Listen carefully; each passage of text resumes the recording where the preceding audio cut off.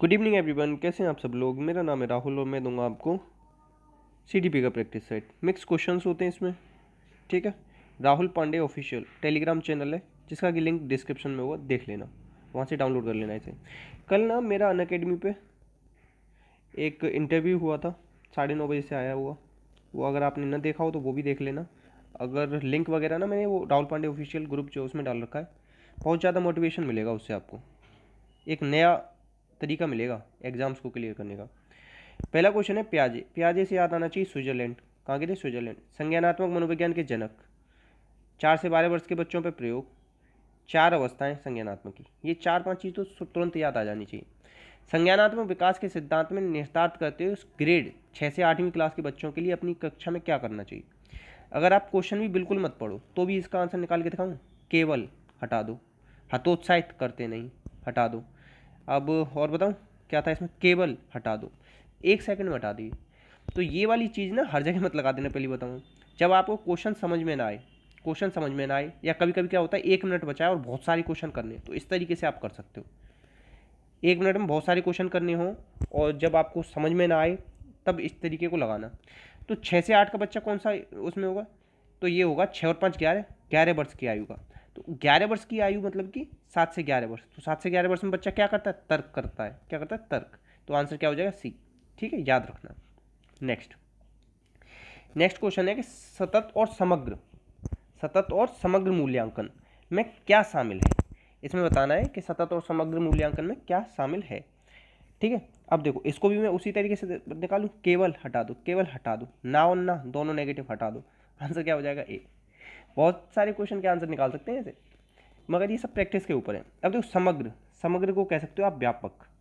और एक क्वेश्चन बता दूं यहीं से, एक क्वेश्चन आता है कि व्यापक शब्द का प्रयोग किसने नहीं किया है, या व्यापक शब्द को किसने नकार दिया है। तो गिलफोर्ड ने व्यापक शब्द को नकार दिया है। क्या कर दिया? नकार दिया है। इस चीज़ को याद रखोगे आप, ठीक है। ये बहुत बार पूछा गया और यहाँ क्वेश्चन ना गलत कर आते हैं लोग। आंसर क्या हो जाएगा इसका कि सतत और समग्र मूल्यांकन पता क्या होता है? Continuous and comprehensive evaluation. ये विविध प्रकार की रणनीतियों का प्रयोग करते हुए संरचनात्मक होता है, फॉर्मेटिव, और संकल्पनात्मक आकलन का प्रयोग करना है। ठीक है, आंसर हो जाएगा ए। नेक्स्ट है संरचनावादी उपागम। संरचनावादी पता है कौन होते हैं? निर्मितवादी में कौन आते हैं? आधुनिक निर्मितवाद कौन है? आधुनिक निर्मितवाद अगर पूछ ले तो वो ब्रूनर है। संज्ञानात्मक निर्मितवाद ये कौन है? ये प्याजे हैं, ठीक है। और सामाजिक निर्मितवाद पूछ ले तो वाइगोत्स्की हैं। निर्मितवादी कहते हैं कि बच्चे अपना ज्ञान का सृजन खुद करते हैं। तो उपागम यह बताता है कि क्या होना चाहिए। दंड हम कभी देते नहीं, याद कराते नहीं, अनुबंध हो सकता है या पूर्व ज्ञान। तो संरचनावादी कहता है कि ज्ञान की रचना की अत्यंत आवश्यक क्या है? पूर्व ज्ञान भी होना। क्या होना? पूर्व ज्ञान होना। आंसर हो जाएगा बी। ठीक, दो तो आप ऐसे ही काट सकते थे आप चाहो तो, बहुत ईजी है सीडीपी, सच बता रहा हूँ। लोगों ने 30 में से 30 स्कोर किया है इस बार यार, तो आप भी कर सकते हो।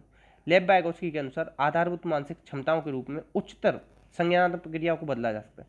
लेब वाइगोत्स्की कहाँ के थे? रूस के थे, ये याद आना चाहिए। इन्होंने एक कॉन्सेप्ट दिया था, मेक बिलीव प्ले, ये याद आना चाहिए। रेसिप्रोकल टीचिंग दी थी, या रेसिप्रोकल लर्निंग बोल सकते हो, जिसमें 4 स्टेज थी: क्वेश्चनिंग, क्लैरिफाइंग, प्रेडिक्टिंग, समराइजिंग।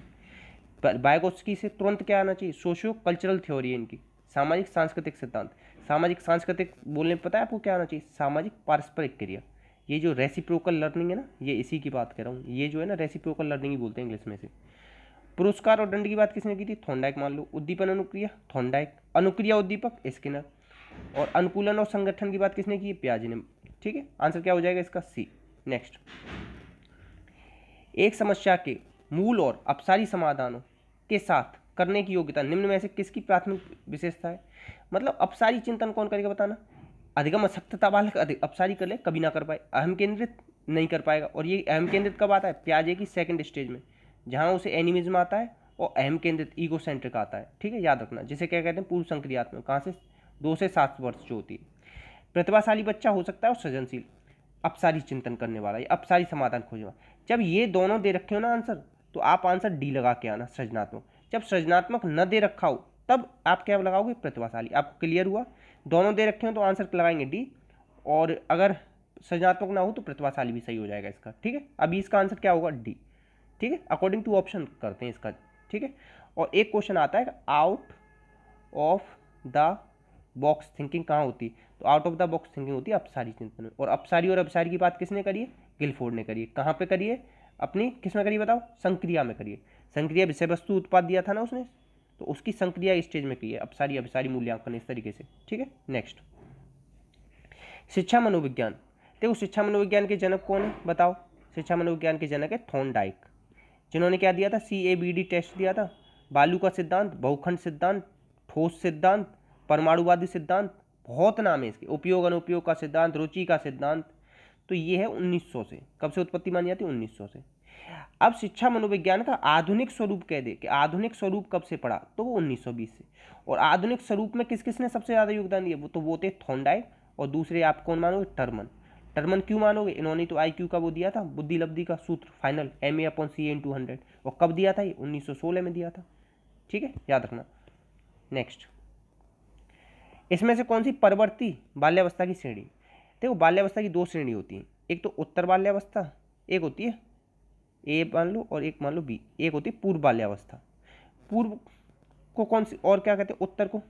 देखो पहले तो पूर्व बताऊं, पूर्व बाल्यावस्था होती है 2 से 6 वर्ष, और उत्तर बाल्यावस्था होती है 6 से 12 वर्ष। तो उत्तर बाल्यावस्था है ना, इसे ही परवर्ती बाल्यावस्था भी कहते हैं। तो ये कहाँ से कहाँ तक बताई मैंने आपको, 6 से 11 वर्ष या 6 से 12 वर्ष भी लिखा जा सकता है। अब देखो ये बहुत सारी बार आता है कि ये क्वेश्चन इस तरीके से आता है कि बालक जो टोली की आयु, गैंग एज किसको कहते हैं, तो गैंग एज कौन सी आपकी, यही है 6 से 11 वर्ष। और गैंग एज का सक्रिय सदस्य कब बन जाता है, सक्रिय, तो सक्रिय बन जाता है 12 से 18 में। और प्री गैंग एज किसे कहते हैं, 2 से 6 वर्ष। इन चीज़ों को याद रखना। और एक क्वेश्चन और आता है एज ऑफ कन्फर्मिटी, HTET में आया ये। एज ऑफ कन्फर्मिटी समझो, आयु की अनुरूपता, मतलब लड़की लड़की के साथ खेलना पसंद करती है, लड़का लड़के के साथ, तो वो भी कौन सी स्टेज है, 6 से 11 वर्ष, ठीक है, याद रखना इसे। नेक्स्ट, देखो नर्सरी कक्षा की शुरुआत करते समय कौन सी विषय वस्तु सबसे अच्छी होगी, तो क्वेश्चन नंबर 13। अब इसका तो जवाब आप दे ही देना प्लीज़, प्रिय ये दोनों नहीं है, A और C में से देना है, ठीक है, प्लीज़ देना ना। और ना आए तो प्लीज़ क्वेश्चन पूछ लेना कमेंट बॉक्स में जाके कि सर नहीं आया था, उसका जवाब हमें बता दो, मैं ज़रूर बताऊँगा आपको। मगर थोड़ी सी मेहनत आप करोगे ना तो ज़्यादा मज़ा आएगा। और प्लीज़ इसे वीडियो को ना शेयर भी करना साथ के साथ। नेक्स्ट, इसमें से कौन सा डैश के अतिरिक्त वातावरणीय कारक किसको, विकास को आकार दे। विकास कैसा होता है, वर्तुलाकार होता है। विकास कैसा होता है, सामान्य से विशिष्ट की ओर चलता है। विकास कैसा होता है, जीवन पर्यंत चलता है। विकास कब शुरू होता है, प्रसव पूर्व अवस्था से शुरू होता है। कब से शुरू होता है, प्रसव पूर्व अवस्था से। तो पौष्टिकता की गुणवत्ता, संस्कृति और शिक्षा की गुणवत्ता, ये तीनों तो हो गई वातावरणीय कारक, मगर शारीरिक गठन वातावरणीय कारक में नहीं आता। विकास किसका परिणाम होता है, हेरिडिटी और एनवायरनमेंट का। क्या होता है, गुणनफल होता है। किसने कहा था, वुडवर्थ ने कहा था। और रूसो ने क्या कहा था, इसी के साथ अगर टाइम का गुणा कर दोगे ना, हेरिडिटी एनवायरनमेंट टाइम, तो ये रूसो ने कहा है, ठीक है, इस चीज़ को याद रखें। और ये गुणा आता है बीच में, याद रखना, प्लस करके भी दे देता है क्वेश्चन में, क्वेश्चन बनाएगा जब, ठीक है। आंसर क्या हो जाएगा इसका, D। नेक्स्ट, विकास में वृद्धि किससे क्या तात्पर्य, तो वृद्धि से तात्पर्य होता है आकार, सोच, समझ, कौशलों में वृद्धि। आंसर हो जाएगा D। देखो विकास अगर ये है ना, तो वृद्धि उसका इतना सा हिस्सा है बस, ठीक है, समझ लेना। नेक्स्ट, और वृद्धि ना रुक जाती है एक समय के बाद। परिपक्वता का संबंध किससे होता है बताओ, इसका होता है विकास से। अच्छा ये पूछा जाता है परिपक्वता कैसे आती है, तो ये स्वाभाविक आ जाती है। क्या आती है, स्वाभाविक आ जाती है। इसके लिए कोई प्रयत्न नहीं करने पड़ते और इसके लिए कोई अधिगम नहीं करना पड़ता, ठीक है, याद रखना। देखो तत्परता, मतलब ये रुचि क्या है, तत्परता, तत्परता, दोबारा लिख देता हूँ। तत्परता का जो सिद्धांत है ना, उसी को क्या कहते हैं आप, रुचि का सिद्धांत भी कहते हैं। और ये किसने दिया था, तत्परता अभ्यास प्रभाव 3 सिद्धांत 1898 में किसने दिए थे बताओ, थॉर्नडाइक ने तो दिए थे, भूल जाते हो आप तो। अच्छा नहीं भूले थे, अच्छा नहीं भूले थे तो प्लीज़ कमेंट बॉक्स में बताओगे क्या। अच्छा चलो प्रॉमिस करो, कमेंट बॉक्स में लिखोगे कि सर नहीं भूले थे। अच्छा बताना, ये तीनों नियम याद थे किसी को, मुख्य नियम है ये, ठीक है। नेक्स्ट, यदि छात्र अधिकांश कार्य स्वयं के हाथों से करता है तो क्या है, शारीरिक शक्ति बढ़ती है, मानसिक बढ़ती है, परिश्रम करने की आदत बढ़ती है, उसमें आत्मनिर्भर बनेगा बच्चा। क्या बनेगा, आत्म, जो घर पर काम दिया जाता है ना वो इसीलिए दिया जाता है, आत्मनिर्भर बन सके। नेक्स्ट, अच्छा देखो ये क्वेश्चन वही पढ़ा था ना ऊपर, गैंग एज कौन सी होती है, बाल्यावस्था। बाल्यावस्था में भी कौन सी होती है, 6 से 12। अगर कहते प्री गैंग एज, ये कौन सी होती है, ये होती है 2 से 6। अगर कहते गैंग एज का सक्रिय सदस्य, कौन सा सदस्य, सक्रिय सदस्य कब बनता है, किशोरावस्था में बनता है। नेक्स्ट, विद्यार्थियों को दिए जाने वाला परामर्श की उपयोगिता कब होती है? ज्ञान बढ़ता है, कौशल बढ़ता है, उससे पता है उनका क्या होता है? आत्मविश्वास की अभिवृद्धि होती है। नेक्स्ट देखो, इसमें से कौन सा शिक्षण का स्तर नहीं है? देखो बता देता हूँ। बोध स्तर किसने दिया था? स्मृति और चिंतन। स्मृति दिया था हार्वर्ड ने। इनकी पंचपदी प्रणाली सुनी होगी आपने। इन्होंने कहा था गणित बहुत ज़्यादा जरूरी है। इन्होंने कहा था क्या? एकेडमिक डिसिप्लिन दिया था। प्रस्तावना, प्रस्तुतिकरण, साचर्य, सामान्यीकरण, अनुप्रयोग। प्रस्तावना, प्रस्तुतिकरण, साचर्य, सामान्यीकरण, अनुप्रयोग, ये बहुत जरूरी है। एनसीईआरटी ना इसी को फॉलो करती है, ठीक है, याद रखना। हार्वर्ड वाली को किसने दिए था? स्मृति स्तर दिए थे। पूछ लेता है, ये जो बोल रहा हूँ ना वो सारी चीज़ें पूछ गई। एक एक क्वेश्चन बना है, एक क्वेश्चन इससे, एक क्वेश्चन इससे, एक इससे, एक इससे, 6-7 क्वेश्चन तो इसी से बने। या पहला कौन सा था चरण, दूसरा कौन सा था, आखिरी कौन सा था, ये तक पूछा है। बोध स्तर किसने दिया है? मॉरिसन ने। देखो इनके में थे समावेशन, संगठन, अभिव्यक्ति तो आखिरी था। खोज, प्रस्तुतिकरण, समावेशन, संगठन, अभिव्यक्ति, इस तरीके से 5 थे इनके। और चिंतन किसने दिए? चिंतन के स्तर हंट ने। ये पूछे जाते हैं, आंसर हो जाएगा, आंसर हो जाएगा। ये तीनों तो हैं शिक्षण के स्तर। स्तर कौन सा नहीं है? वर्णन नहीं है। आंसर क्या हो जाएगा? डी। वर्णन कोई भी स्तर नहीं है। नेक्स्ट अब देखो CWSN हिंदी में पढ़ोगे ना तो फील नहीं आएगा इसको, क्योंकि जो कुछ चीज़ें इंग्लिश में ही फील देती हैं। अब स्ट्रॉन्ग नीड कुछ होती नहीं, सिंगल नीड होती नहीं, सॉफ्ट नीड होती नहीं। आज तक कभी अगर तुमने एक शुरुआत भी करी होगी ना, इंग्लिश का A to Z भी आता होगा थोड़ा सा, तो भी आप इसे निकाल लोगे कि चिल्ड्रन विद स्पेशल नीड्स ही होता है। अच्छा चलो एक बात बताऊँ, क्या ये जेड है या इसे जी बोलोगे? इसका प्रोनाउंसिएशन क्या होगा, जेड या जी? ये बताना कमेंट बॉक्स में, ठीक है। मैं नहीं तो मैं बताऊँगा पक्का, प्रॉमिस में बताऊँगा। क्या इसे जेड बोलते हो या जी बोलते हो? अच्छा एक चीज़ याद रखना, अगर आपको निकालना है कभी भी, जो टीवी पे आता है ना एक चैनल, इसे जेड टीवी बोलता है या जी टीवी बोलता है, इस तरीके से निकाल लेना। थोड़ा हिंट भी दे दी मैंने आपको। नेक्स्ट अच्छा देखो, सूझ और अंतर्दृष्टि के सिद्धांत के प्रतिपादक कौन है? तो भैया ये कोहलर। कौन है? कोहलर, ठीक है। ये कौन थे? गेस्टाल्टवादी। गेस्टाल्टवाद कब आया था? 1912 में, ठीक है। इन्होंने 6 अलग अलग वनमानुषों पर प्रयोग किए थे। वनमानुष पर सबसे ज़्यादा किस पर किए थे? इन्होंने किए थे सुल्तान पर। किस पर किए थे? सुल्तान पर। कहाँ पे किए थे? केनारी द्वीप था, टेनरीफ द्वीप था, केनारी शहर था, ठीक है। इस तरीके से याद रखो। और फ्रांस का था ये, ठीक। और एक चीज़ याद रखना कि इनके में जो गेस्टाल्टवादी थे तो इनके मुख्य नियम, इनके भी मुख्य नियम कितने थे? 3। इसे भी याद रखना। और कोहलर ने किताब लिखी है the mentality of apps, the mentality of apps, वहीं से ये सिद्धांत निकल के आया था, ठीक है। और एक चीज़ बताऊँ, 1920 में द थ्योरी ऑफ गेस्टाल्टवाद किसने लिखी है? वो लिखी है किसने? कोपका ने। और बर्दीमर अगर पूछ ले गेस्टाल्टवाद के जनक कौन है तो बर्दीमर है। इतनी सारी चीज़ें आपको याद रखनी पड़ेंगी, कम से कम 20 फैक्ट बताए होंगे आपको। याद रख लोगे ना कि मजाल है, चैलेंज कर देना पेपर बनाने वाले को, छीन के दिखा दे नंबर, छीन ना पाए तुमसे नंबर। इस तरीके से पढ़ो। नेक्स्ट अच्छा यहाँ एक चीज़ बता दूँ, चलो, जो स्किनर है ना, इसकी एक किताब है बहुत ज़्यादा पूछी जाती है, behaviour of organism, behaviour of organism, ठीक है, याद रखना। और इसकी अगर थॉर्नडाइक की पूछो तो एनिमल इंटेलिजेंस नाम से किताब है। नेक्स्ट अच्छा ये जीवन स्पेस, ये किसने दिया है? ये कोटलेविन ने दिया है। ये भी गेस्टाल्टवादी था। कौन था? गेस्टाल्टवादी।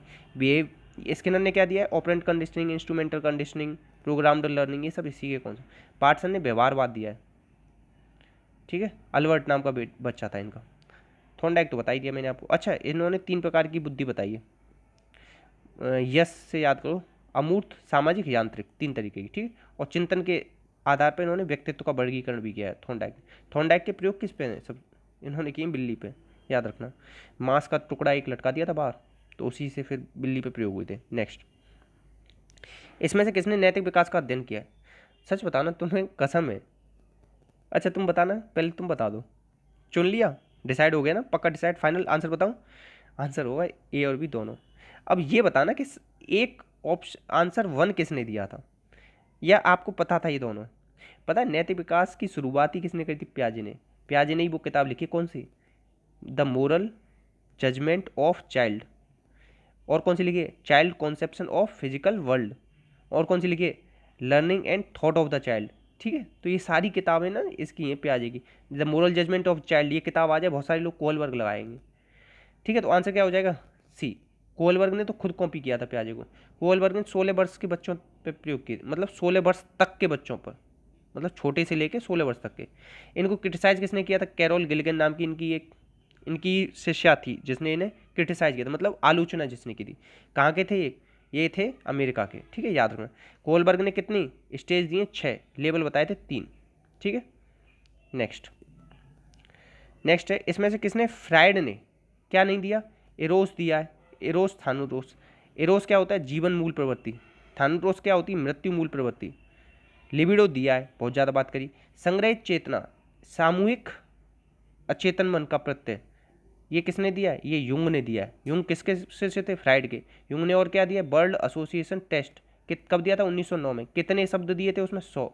याद रखना ये, ठीक है। आंसर क्या हो जाएगा इसमें? आंसर हो जाएगा सी। अच्छा सच बताना, मैं ये पढ़ाता हूँ आपको अच्छा लगता है? थोड़ा सा कुछ आपको फ़ायदा हो रहा है या नहीं हो रहा है? हो रहा है ना? तो प्लीज़ कमेंट बॉक्स में बताना। थोड़ा सा मोटिवेशन की बहुत ज़्यादा ज़रूरत है मुझे भी, कि मतलब मैं आप लोगों के लिए इतना सारा टाइम निकाल के हेल्प करता हूँ या वीडियो बनाता हूँ, उससे आपको कुछ बेनिफिट है या नहीं है। दिव्या अक्सर क्या करती है? निर्देशित करती है, छोटे छोटे हिस्सों में कार्य का विभाजन कर लेती है। तो इसका मतलब क्या होता है?